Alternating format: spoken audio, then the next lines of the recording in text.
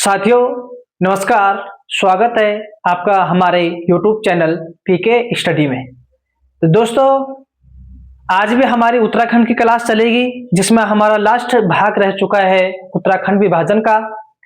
इससे पहले वाला भाग हमने कल कंप्लीट कर चुके हैं और इस टॉपिक का हमारी आज अंतिम क्लास रहेगी। उत्तराखंड भूगोल में जो पहला टॉपिक चल रहा था उत्तराखंड की भौगोलिक संरचना, इसका हमारा अंतिम भाग है उत्तराखंड का विभाजन, जिसमें हमने कल भाग पहला करवाया था जिसमें हमने उत्तराखंड को 8 भौगोलिक भागों में विभाजित किया था।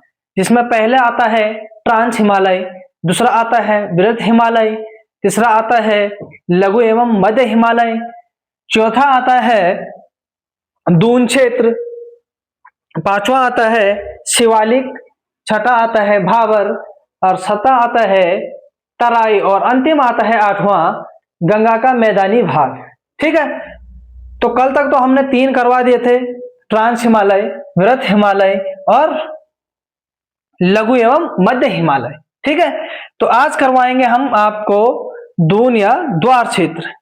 यहां से क्लास स्टार्ट करेंगे, दून या द्वार क्षेत्र।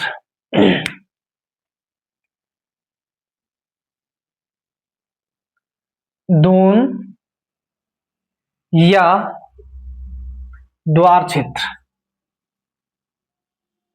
द्वार क्षेत्र। ठीक है, दून या द्वार क्षेत्र के बारे में बताएंगे आज। ठीक है, तो मध्य हिमालय व शिवालिक श्रेणी के बीच पाए जाने वाली क्षैतिज या ऊंची चौरास घाटियों को दून कहा जाता है। मध्य हिमालय व शिवालिक श्रेणियों के बीच पाए जाने वाली क्षैतिज चौरास घाटियों, क्षैतिज व ऊंची चौरास घाटियों को दून या द्वार क्षेत्र कहा जाता है। ठीक है, आइए समझ में किसको कहा जाता है। मध्य हिमालय व शिवालिक हिमालय के बीच पाए जाने वाली क्षैतिज या चौरास, क्षैतिज व ऊंची चौरस घाटियों को दून या द्वार क्षेत्र कहा जाता है। ठीक है, तो आप लिखते जाए, मैं बताता रहता हूं। ठीक है, यहाँ पर तो शॉर्ट ही लिखना पड़ेगा, जगह भी कम हो रहा है। मध्य हिमालय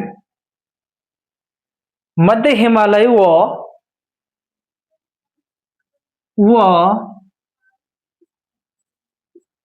शिवालिक, मध्य हिमालय व शिवालिक के बीच, शिवालिक श्रेणी के बीच,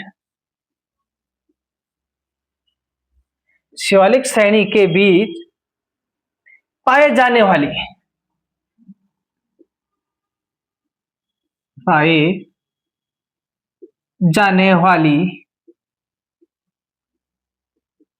क्षैतिज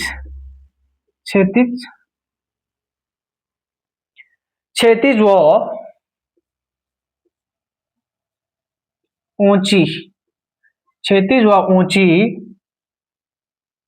एक सेकेंड है, क्षैतिज व ऊंची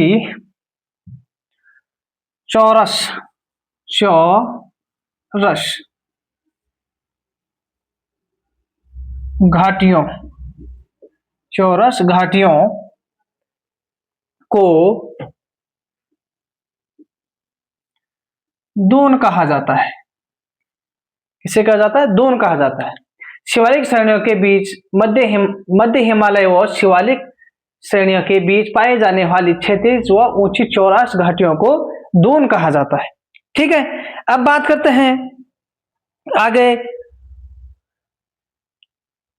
दून कहा जाता है जिसे पूर्वोत्तर भाग में से द्वार कहा जाता है और पश्चिमी एवं मध्य भाग में दून कहा जाता है। पूर्वोत्तर भाग में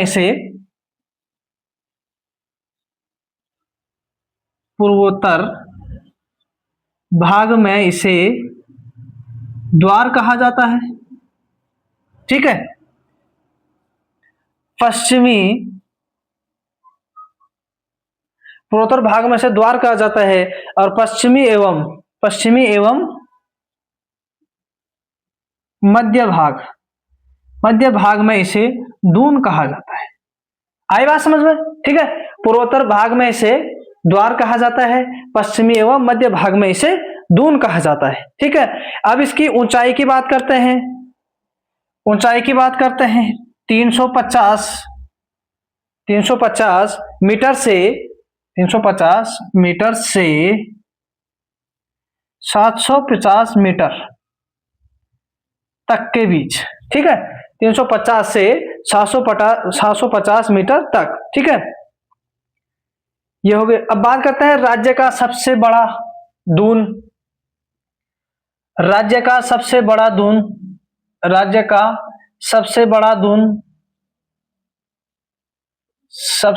दून देहरादून। ठीक है, राज्य का सबसे बड़ा दून देहरादून। ठीक है, इसकी लंबाई 75 किलोमीटर और चौड़ाई 24 से 32 किलोमीटर। इसकी लंबाई की बात करते हैं तो 75 किलोमीटर, और चौड़ाई की बात करते हैं, लंबाई की बात करेंगे तो 75 किलोमीटर, चौड़ाई की बात करते हैं तो 24 से 32 किलोमीटर। ठीक है, ये किसके लंबाई चौड़ाई की बात होती है? यह देहरादून की बात होती है। ठीक है, राज्य का सबसे बड़ा देहरादून, लंबाई 75 किलोमीटर, चौड़ाई 24 से 32 किलोमीटर। ठीक है, अब थोड़ा इसको जगह नहीं हो रही, इसको मिटा देता हूं।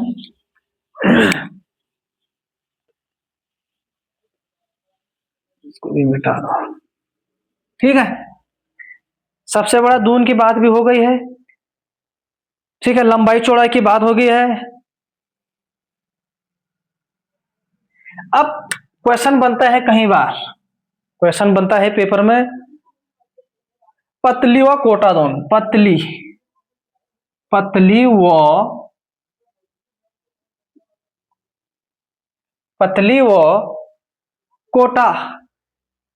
व कोटा नामक दून या द्वार कहाँ स्थित है? पतली व कोटा नामक दून या द्वार कहाँ स्थित है? तो ये कहाँ स्थित है? नैनीताल। कहाँ स्थित है? नैनीताल में। पतली व कोटा नामक दून कहाँ है? नैनीताल में स्थित है। अब बात करते हैं कोठारी व चोखम। कोठारी व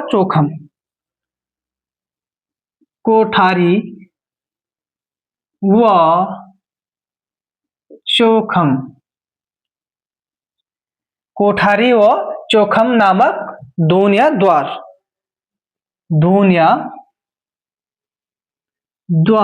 कहाँ स्थित है? तो यह है आपका पौड़ी गढ़वाल। ठीक है, पतली व कोटा नामक दून द्वार नैनीताल में स्थित है। कोठारी व चोखम नामक दून द्वार कहाँ है? पौड़ी गढ़वाल में स्थित है। अब बात करते हैं जलवायु की। अब जलवायु की बात करते हैं कि दून क्षेत्र में किस प्रकार की जलवायु पाई जाती है। दून क्षेत्र में जलवायु की बात करते हैं तो दून क्षेत्र में उपोष्ण प्रकार की जलवायु पाई जाती है। जलवायु कौन सी पाई जाती है? दून द्वार क्षेत्र में उपोष्ण प्रकार की, उपोष्ण एक सेकेंड है। दून नंबर क्षेत्र में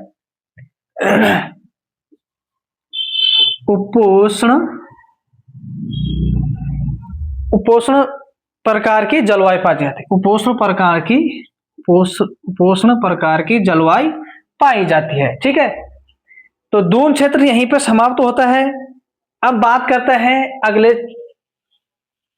विभाजन की बात करते हैं। अगले की बात करते हैं, एक सेकेंड है, बात करते हैं शिवालिक क्षेत्र की। किसकी बात करते हैं? शिवालिक क्षेत्र की।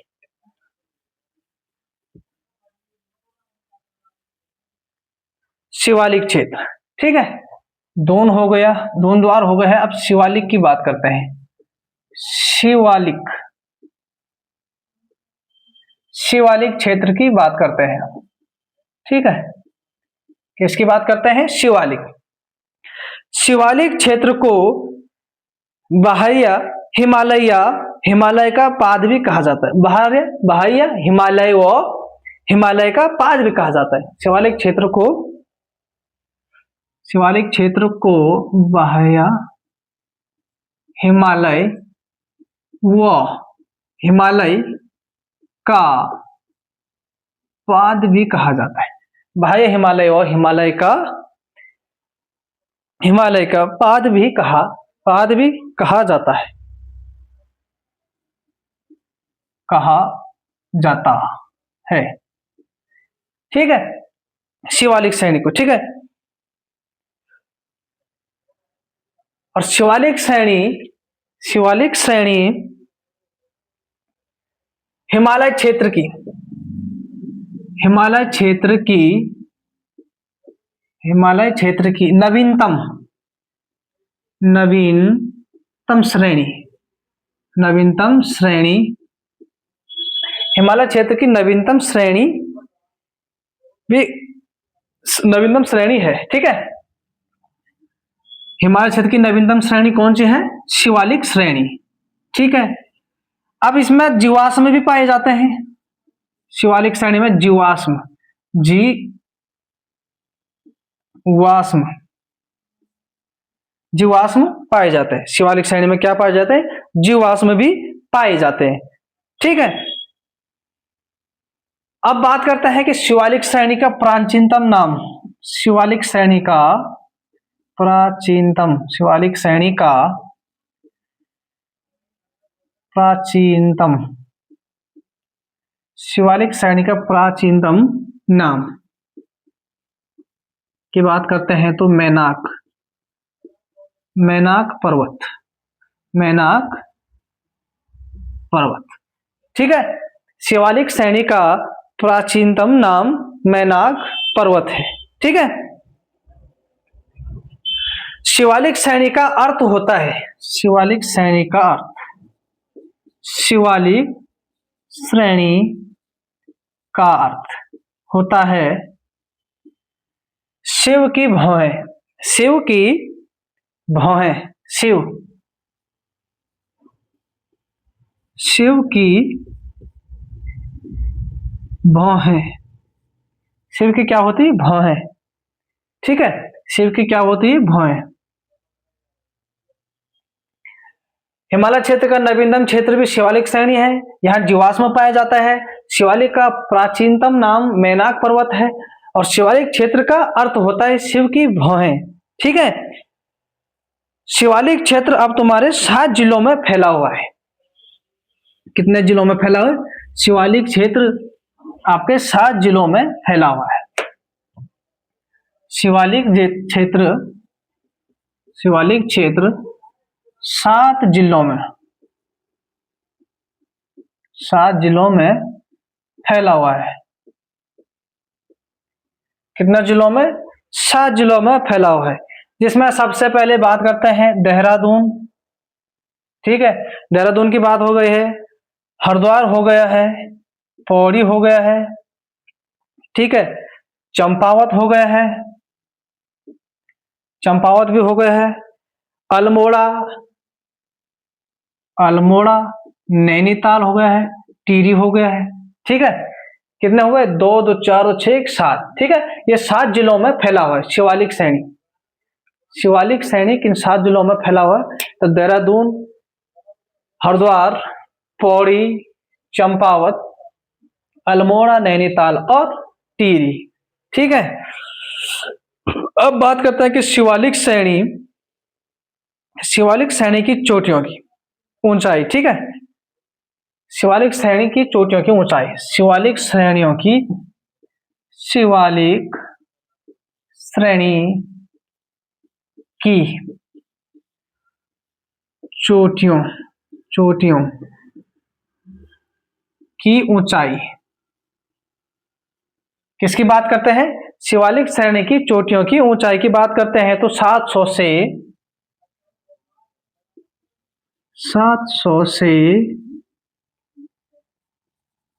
700 शिवालिक श्रेणी की चोटियों की ऊंचाई की बात करते हैं तो 700 से 1200 मीटर के बीच 1200 मीटर के बीच पाई जाती है। ठीक है, शिवालिक श्रेणी की बात होगी कि कितना जिलों में फैला है, 7 जिलों में। और शिवालिक श्रेणी की चोटियों की बात होगी कि कितने मीटर तक के बीच में पाई जाती है तो 700 से 1200 मीटर के बीच पाई जाती है। अब बात करते हैं कि राज्य में सर्वाधिक वर्षा भी शिवालिक श्रेणी में होती है। सर्वाधिक वर्षा शिवालिक श्रेणी में होती है। ठीक है, 200 से 250 सेंटीमीटर के बीच वर्षा होती है शिवालिक श्रेणी में। ठीक है, 200 से 250 सेंटीमीटर तक सर्वाधिक वर्षा शिवालिक श्रेणी में होती है। ठीक है, इसे राज्य का सर्वाधिक पर्यटन केंद्र भी कहा जाता है। पर्यटन केंद्र भी कहा जाता है शिवालिक श्रेणी को, सर्वाधिक पर्यटन केंद्र। ठीक है, सर्वाधिक पर्यटन केंद्र भी इसी में क्षेत्र में पाए जाते हैं। ठीक है, शिवालिक श्रेणी हिमालय से वृहद सीमांत दरार या ग्रेटर बाउंड्री फॉल्ट द्वारा अलग किया जाता है। ठीक है, सबसे पहले एक बात इसको मिटा देता हूं मैं।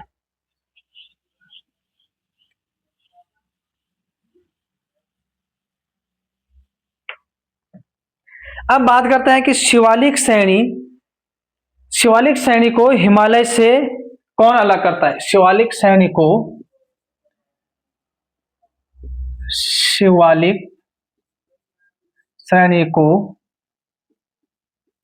हिमालय से अलग करने वाली दरारें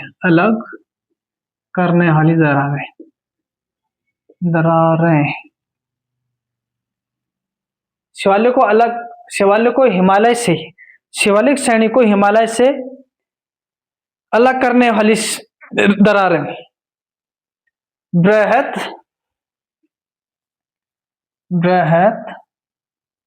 सीमांत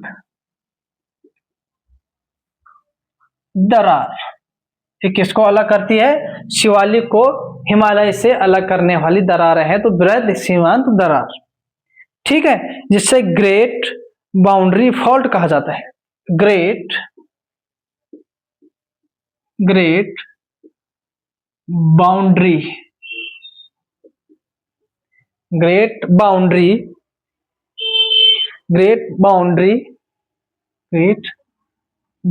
या ग्रेट बाउंड्री फॉल्ट कहा जाता है।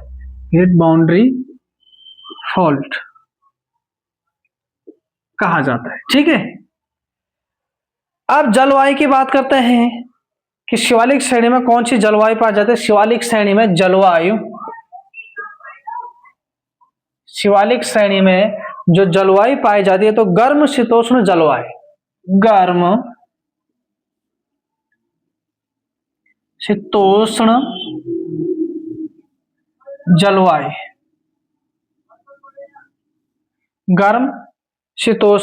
जलवायु पाई जाती है। ठीक है, जिसे आर्द्र उपोष्ण कटिबंधीय भी कहा जाता है।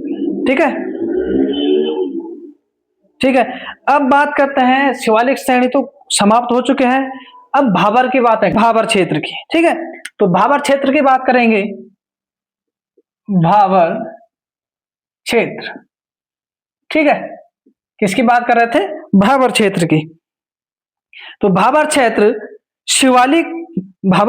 शिवालिक के दक्षिण में स्थित भाबर क्षेत्र की भूमि उबड़ खाबड़ एवं मिट्टी, कंकड़, पत्थर व मोटे बालू युक्त होती है। क्या होती है? कंकड़, पत्थर व मोटे बालू वाली। ठीक है, शिवालिक के दक्षिण में स्थित, शिवालिक के दक्षिण में स्थित किसके, शिवालिक के दक्षिण में स्थित भाबर क्षेत्र की भूमि, भाबर क्षेत्र की भूमि, भाबर क्षेत्र की भूमि, शिवालिक के दक्षिण में स्थित भाबर क्षेत्र की भूमि उबड़ खाबड़ एवं उबड़ खाबड़ उबड़ खाबड़ एवं उबड़ खाबड़ एवं मिट्टी कंकड़ पत्थर, मिट्टी मिट्टी कंकड़ पत्थर, शिवालिक के दक्षिण में स्थित भाबर क्षेत्र की भूमि उबड़ खाबड़ एवं मिट्टी कंकड़ पत्थर व मोटे बालू, कंकड़ पत्थर व मोटे बालू व मोटे बालू युक्त, मोटे बालू युक्त, मोटे बालू युक्त होती है। ठीक है, भाबर क्षेत्र, शिवालिक के दक्षिण में स्थित भाबर क्षेत्र की भूमि उबड़ खाबड़ एवं मिट्टी कंकड़ पत्थर व मोटे बालू युक्त होती है। ठीक है, अब बात करते हैं कि भाबर के निर्माण की, भाबर क्षेत्र का निर्माण की बात करते हैं। भाबर क्षेत्र का निर्माण, तो निर्माण की बात करते हैं भाबर क्षेत्र के प्लीटोसीन युग में शिवालिक से उतरने वाली वेगवती, शिवालिक से उतरने वाली वेगवती नदियों द्वारा बहाकर लाए गए वजनी अवसादों के निक्षेप में, ठीक है, प्लीटोसीन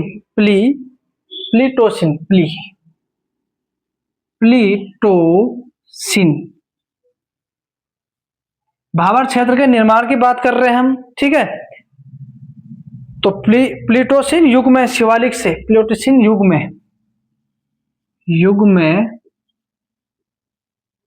शिवालिक से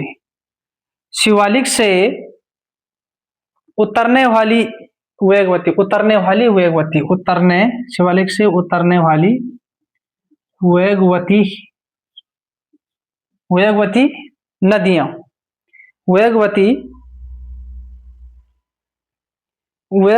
नदियां, वेगवती नदियों द्वारा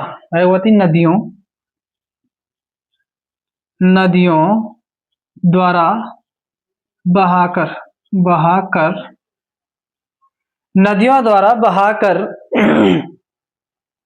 वेगवती नदियों द्वारा बहाकर लाए गए वजनी अवसाद, लाए गए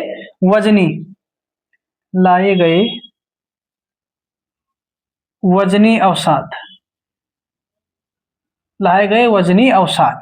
ठीक है, प्लीटोसीन युग में शिवालिक क्षेत्र से उतरने वाली वेगवती नदियों द्वारा बहाकर लाए गए वजनी अवसादों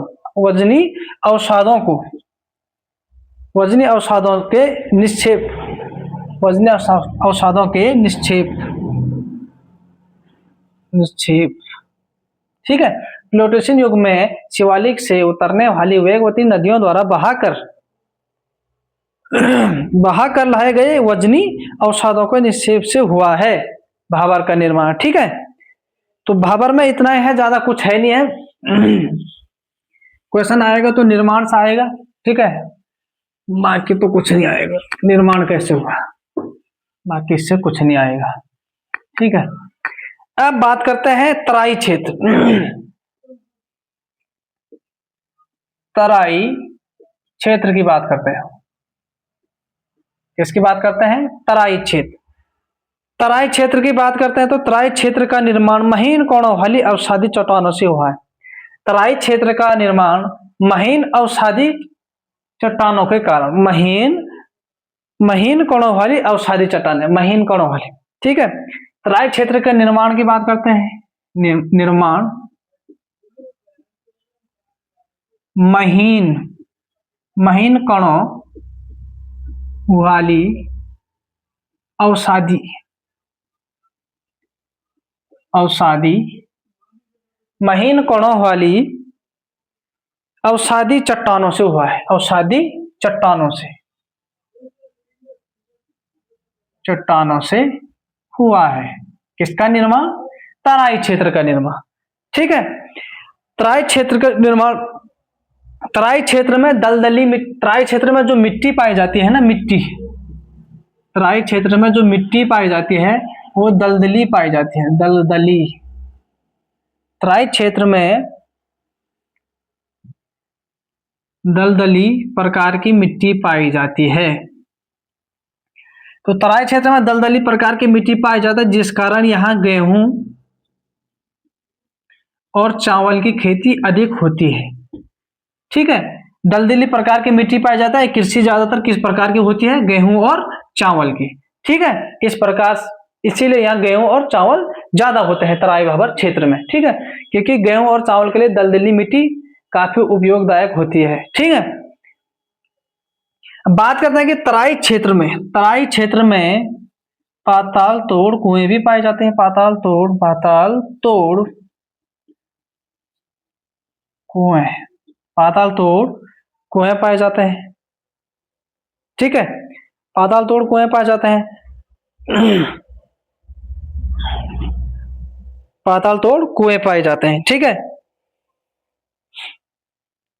राज्य, अब एक सेकेंड है, इसको मिटा देता हूं मैं। पाताल तोड़ कुएं पाए जाते हैं तराई क्षेत्र में, काफी इंपोर्टेंट है। ठीक है, पाताल तोड़ कुएं कहाँ पाए जाते हैं? तो तराई भाबर क्षेत्र, तराई क्षेत्र में पाए जाते हैं। ठीक है, तराई क्षेत्र में पाए, तराई क्षेत्र में किस प्रकार की जलवायु पाई जाती है? जलवायु की बात करते हैं, जलवायु की बात करते हैं।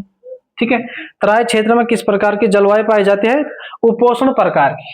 ठीक है, उपोष्ण प्रकार की, उपोष्ण प्रकार की जलवायु पाई जाती है।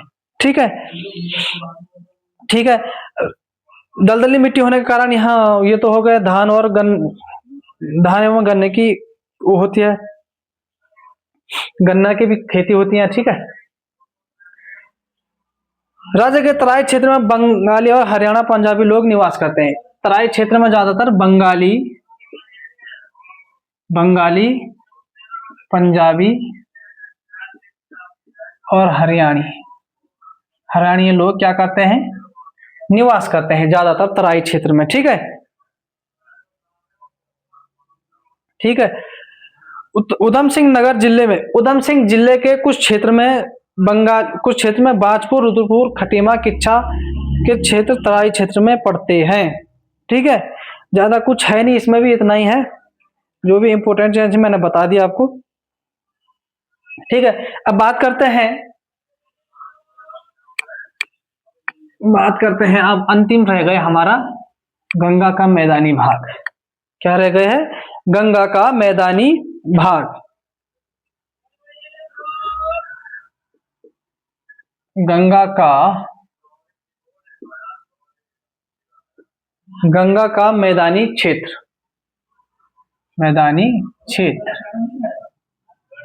गंगा का मैदानी क्षेत्र। ठीक है, तो गंगा के मैदानी क्षेत्र की बात करते हैं।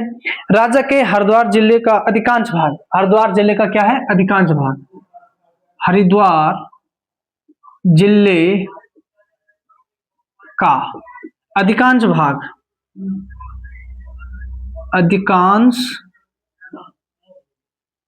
अधिकांश भाग क्या है? अधिकांश भाग मैदानी क्षेत्र में आता है। ठीक है, अधिकांश भाग किसमें आता है? गंगा के मैदानी क्षेत्र में अंतर्गत आता है। ठीक है, देश में मिट्टी की बात करते हैं। मिट्टी पाई जाती है दो प्रकार की यहाँ पे,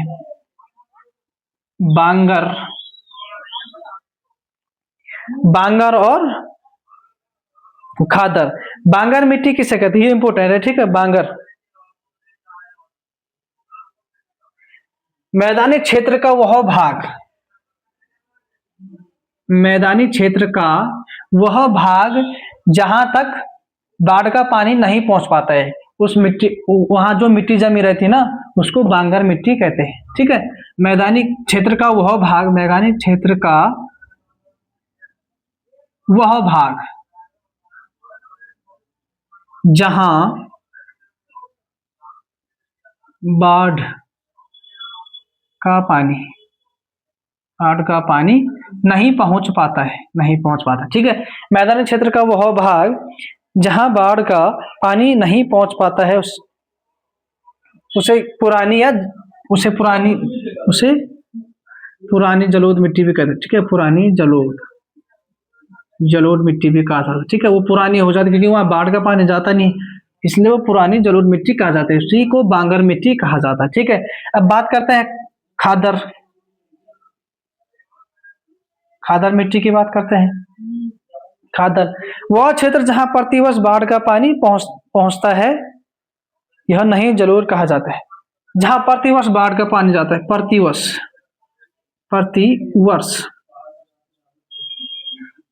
बाढ़ का पानी पहुंचता है, प्रतिवर्ष बाढ़ का पानी पहुंचता है, उसे नई जलोढ़ मिट्टी कहते हैं। नई जलोढ़ मिट्टी कहते हैं। ठीक है, जो प्रतिवर्ष बाढ़ का पानी जाता तो वो नई मिट्टी लेकर आएगा। ठीक है, उसी को खादर मिट्टी कहते हैं। तो दोस्तों, हमारा उत्तराखंड विभाजन यहीं पे समाप्त होता है। हमारा पहला चैप्टर समाप्त हो चुका है, उत्तराखंड की भौगोलिक संरचना। कल से हम कुछ नया टॉपिक लाएंगे जिसमें आपको जल्दी से समझ आए। मैं उम्मीद करता हूं कि आप लोगों को ये भी अच्छे से समझ आया होगा। इससे बाहर कुछ नहीं आएगा, कुछ मेरे नोट्स से भी पढ़ना पड़ेगा आपको, कुछ अपने किताबें भी पढ़नी पड़ेगी जिससे आपको चीजें सही से समझ आए। ठीक है, तो आज की क्लास यहीं पे समाप्त करते हैं। Thank you.